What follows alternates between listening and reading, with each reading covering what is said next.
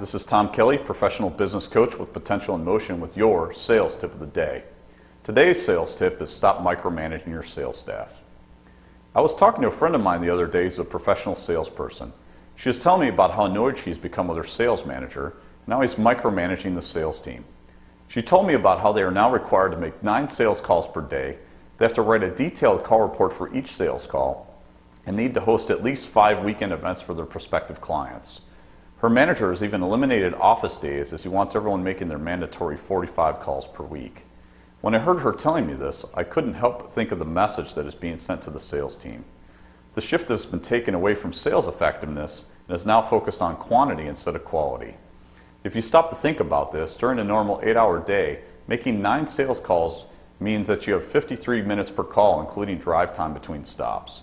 How much time can the salesperson spend building a relationship with a customer in this situation? That sounds more like HMO healthcare plan than it does a sales team, doesn't it?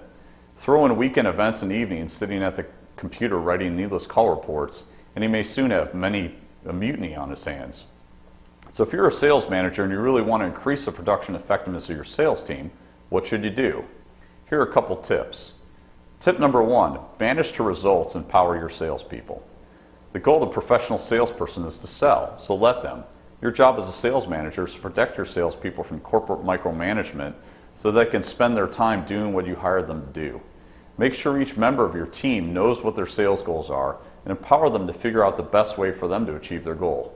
Imposing a 9 calls per day rule will only force your salespeople to focus on hitting their number of calls instead of building relationships that will lead to long-term sales success. Tip number 2. Provide your team with the tools they need to be successful. Making sure that your sales team has all the tools and training they need to do the job. Track and hold them accountable to generating results, and when they don't, help them figure out why they aren't producing. If you have an effective sales system, you should be able to identify the problem areas that your salesperson is having and help them to overcome these problems. Tip number 3, stop trying to cover your butt and start being a leader. Most micromanagement is based on fear. What if my team doesn't perform? How will I show my boss I'm doing my job? Endless call reports and ivory tower edicts about how many clients calls to make per day stem from fear. If you focus on your fear and start implementing these sorts of practices, your fears are going to become reality. Instead, get out in the field, work with your people, and find out what you can do to get rid of the barriers instead of adding them. Becoming a leader for your sales team by removing barriers, empowering them to do what you hired them to do, and you'll get the performance and productivity out of your sales team that you're looking for. Happy selling. If you're a salesperson, entrepreneur, or small business owner, and you're looking for some more tips, tools, and resources, please visit us online at www.businesscoachchicago.com.